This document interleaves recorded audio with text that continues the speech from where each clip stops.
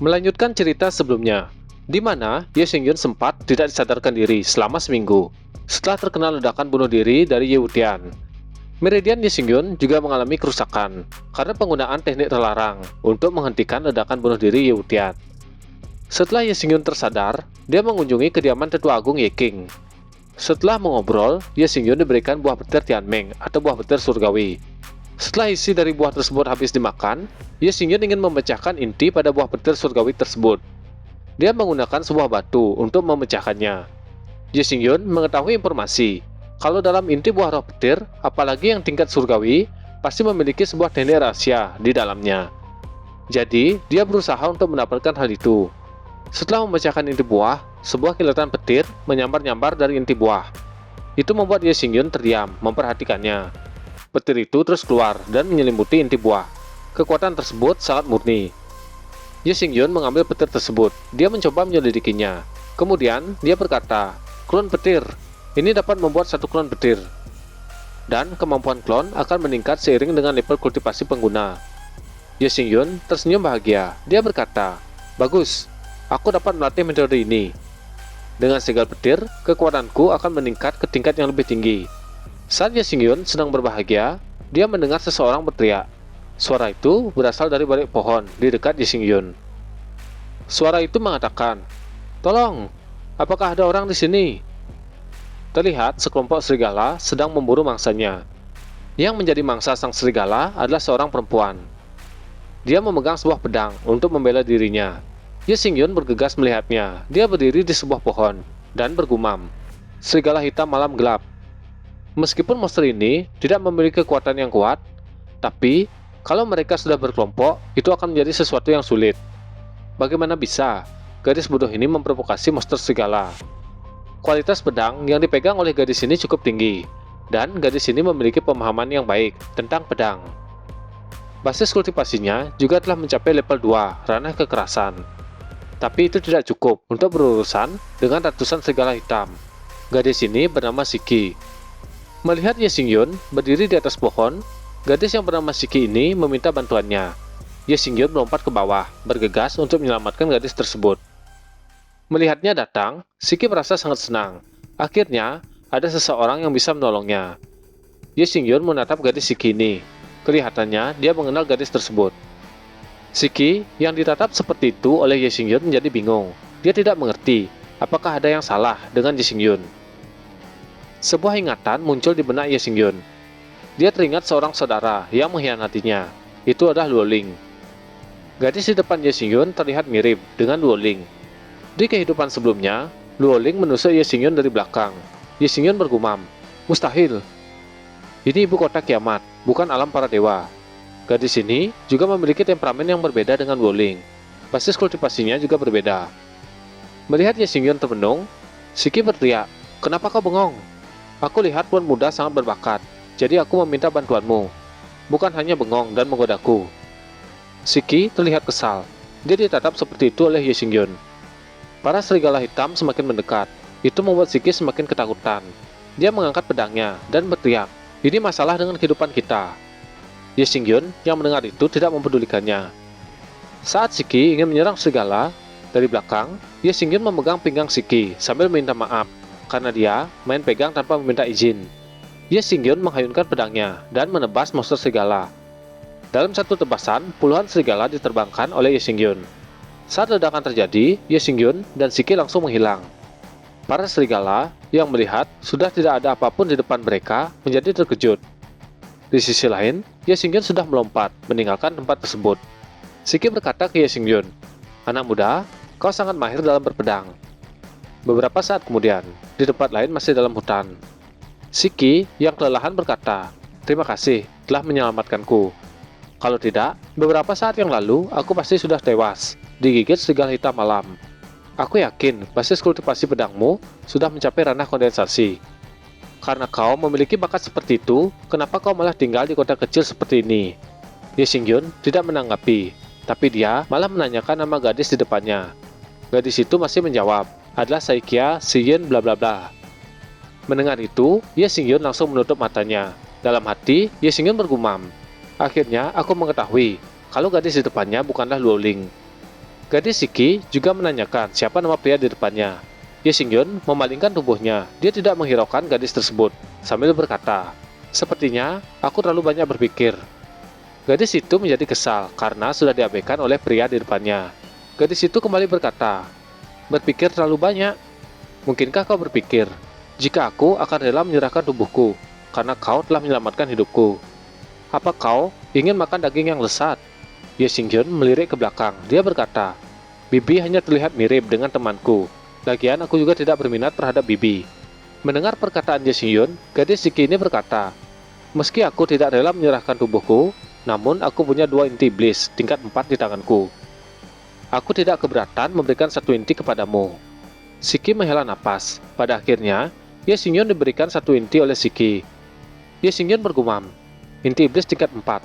Pantas saja dia dikejar serigala hitam malam."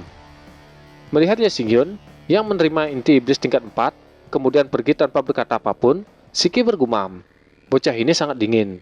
Namun, teknik berpedangnya sangat luar biasa." Sesaat terdengar suara pasukan berkuda. Pasukan itu berjalan melewati Ye Xingyun. Dikenalkan, kalau orang yang berada di atas kuda bernama Ma Yue. Dia adalah seorang penjaga keluarga. Ma Yue melirik ke arah Ye Xingyun. Dia berkata, "Bukankah kau sampah keluarga Ye? Kau sungguh berpikir bisa memulihkan Meridian dan menjadi orang terkuat di dunia?" Sepertinya, orang yang bernama Ma Yue ini mengenal Ye Xingyun. Dia kembali berkata, "Hutan kiamat bukanlah tempat untuk orang sepertimu. Cepat enyah dari sini." Ma Yue menghadap gadis yang sebelumnya diselamatkan oleh Ye Xingyun. Dia menakupkan tangannya dan berkata, "Nona muda, apakah Anda baik-baik saja? Melihat Anda belum kembali dalam waktu yang lama, Tuan menyuruh saya untuk menjemput Anda." Gadis itu menjawab, "Aku baik-baik saja. Namun, jika bukan karena pertolongan pemuda ini, aku pasti sudah tewas, digigit oleh serigala hitam malam." Pelayan Ma Yue melirik ke arah Ye Xingyun. Dia sangat terkejut. Ma Yue berteriak, "Nona muda tidak sedang membicarakan dia kan?" Shiki menjawab, "Ya benar, dia adalah pemuda yang aku maksud."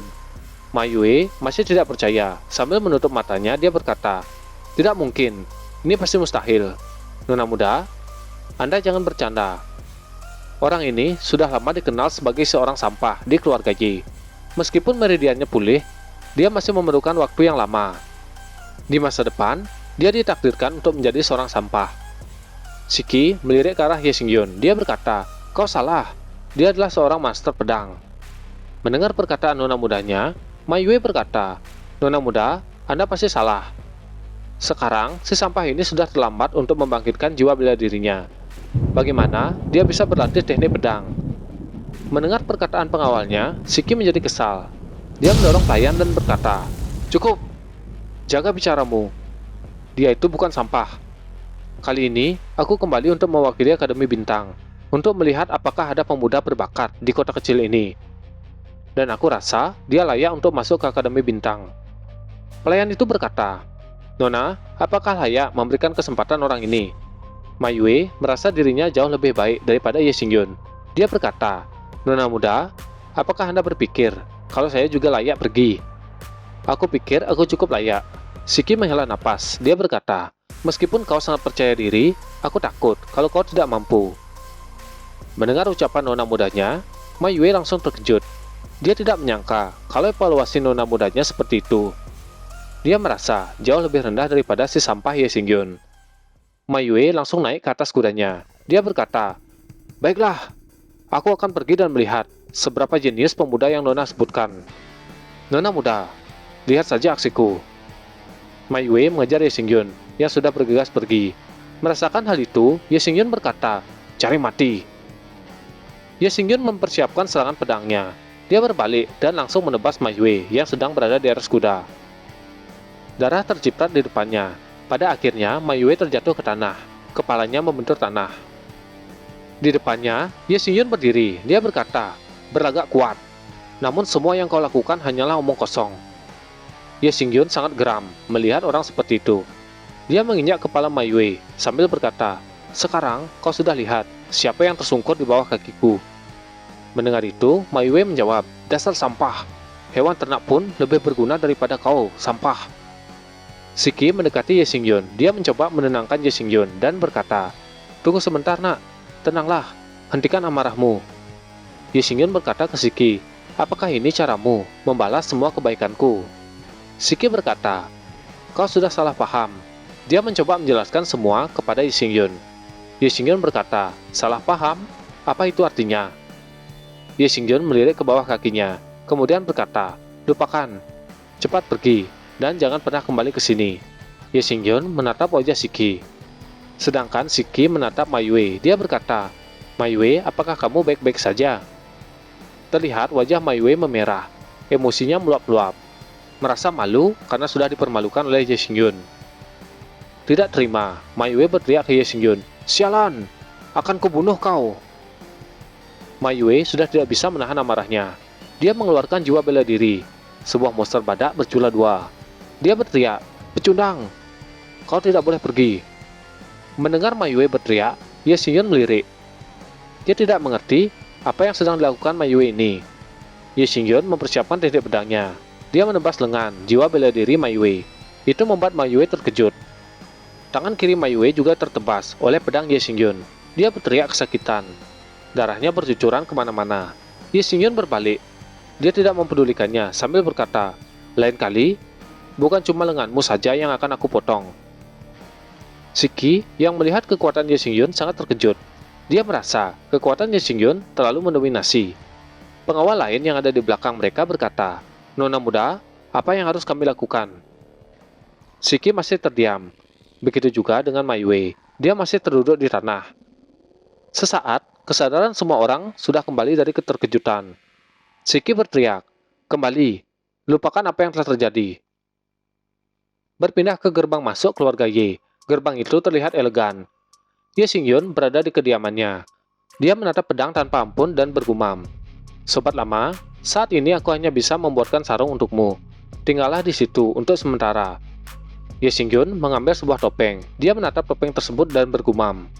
Aku tidak tahu mengapa beberapa hari ini roh jahat dalam tubuh Roer tidak terkendali. Lebih baik aku pergi ke pasar gelap. Seseorang berpakaian serba hitam. Dia melihat seorang pemuda yang akan mengenakan topeng. Orang itu berkata, teman kecil, aku menyarankanmu agar tidak memakai topeng itu. Sekarang, memakai topeng seperti itu hanya mencari kematian. Aku memiliki topeng yang sesuai. Sepertinya, pria berpakaian hitam ini adalah Sanseng. Wah, dia ketemu lagi dengan Ye Xingyun. Orang ini memang ditakdirkan untuk sial terus. Sanseng membuka tirai keretanya. Dia sangat terkejut melihat pemuda di depannya. Ternyata itu adalah orang yang sangat dia kenal dan tidak akan pernah dia lupakan. Seketika, Sanseng menutup tirainya dan bersembunyi dalam kereta. Dia berlari terbirit-birit sambil berkata, ini semua jebakan, bukan masalah topeng. Dengan pakaian seperti itu, kau akan segera mati. Kini kau tidak akan bisa lagi memasuki pasar gelap. Sanseng masih terus lari terbirit-birit. Ye Xingyun tidak membiarkannya kabur. Dia menahan kereta Sanseng dengan kakinya. Ye Xingyun berkata ke Sanseng, apa maksudmu? Aku tidak bisa memasuki pasar gelap dengan pakaian seperti ini. Sanseng menjawab, ya benar, itu karena kau pantas mendapatkannya. Sekelompok prajurit berteriak, pemuda yang di depan, cepat berhenti. Pria di depannya mengenakan pakaian seperti Ye Xingyun. Sang prajurit berkata, haha, akhirnya aku bisa menangkapmu bajingan.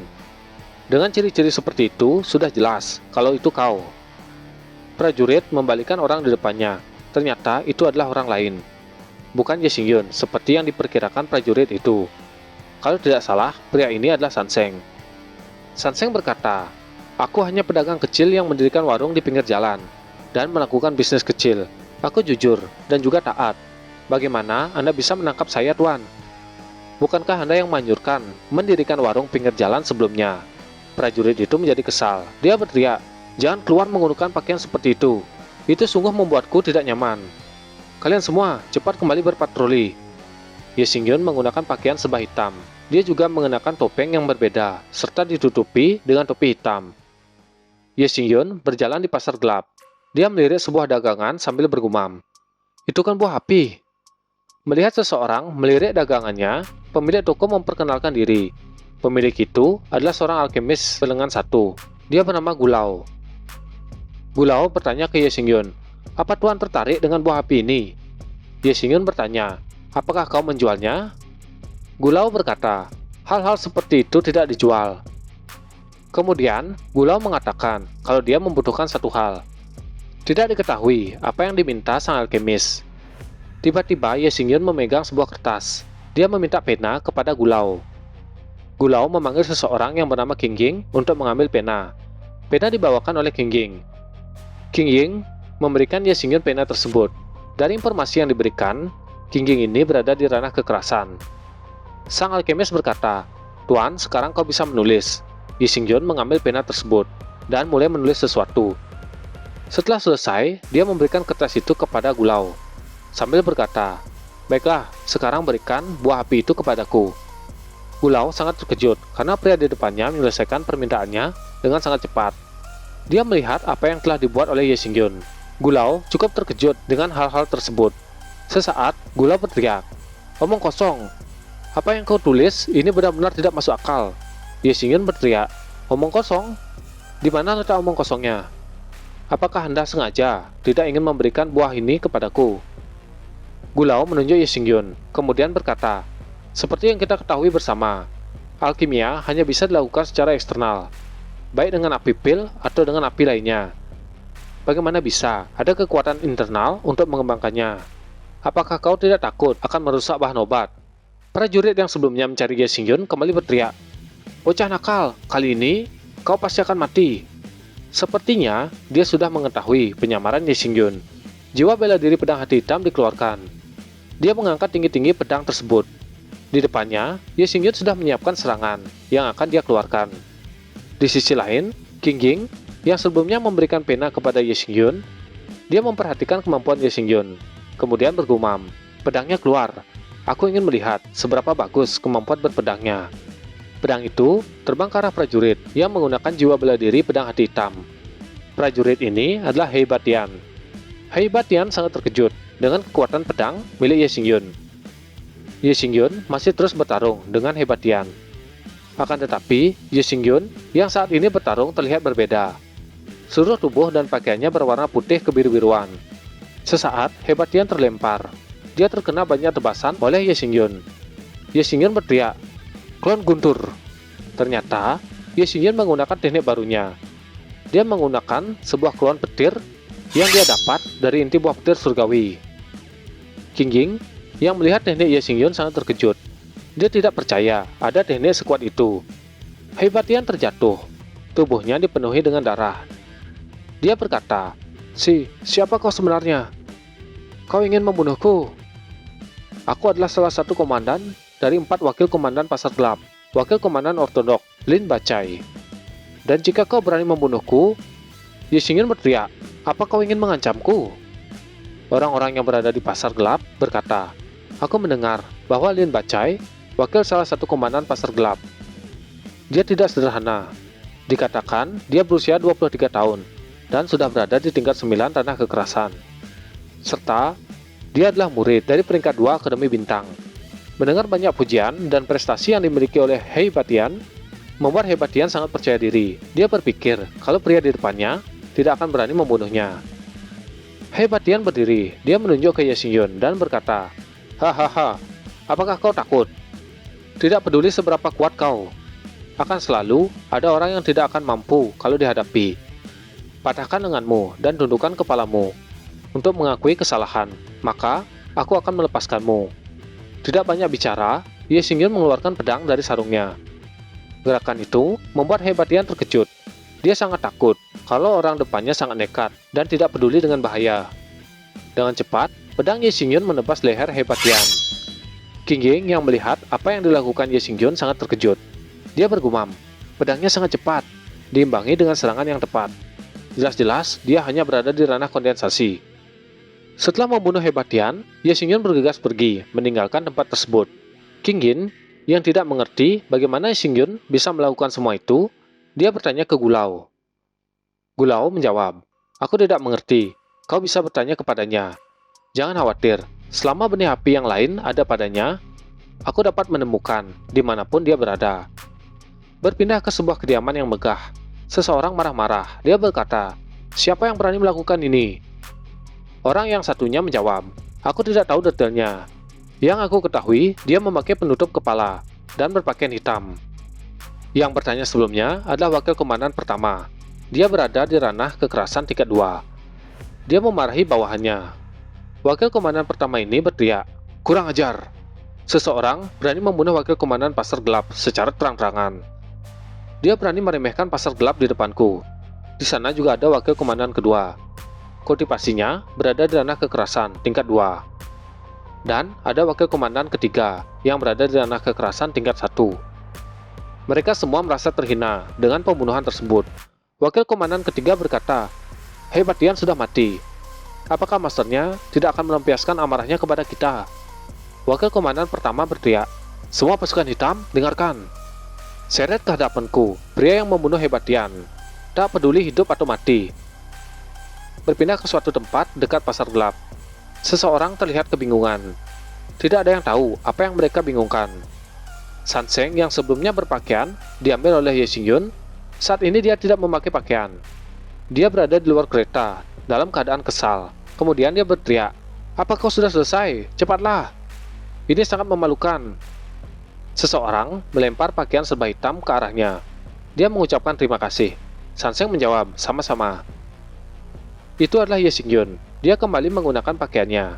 Sanseng berteriak kepada Ye Xingyun yang sedang pergi, "Semoga aku tidak pernah bertemu denganmu lagi sepanjang hidupku." Berpindah ke suatu tempat, seseorang berkata, "Ayah, kau harus membalaskan dendam putramu ini. Ye Xingyun membunuh tungganganku ketika aku tidak siap, hingga membuatku jatuh dan lengan kiriku patah. Ini sungguh tercela. Orang ini adalah Ma Yue, orang yang dikalahkan oleh Ye Xingyun di dalam hutan kiamat." Ayah Ma Yue berkata, "Beraninya dia mematahkan lengan anakku. Keluarga Ye sungguh lancang.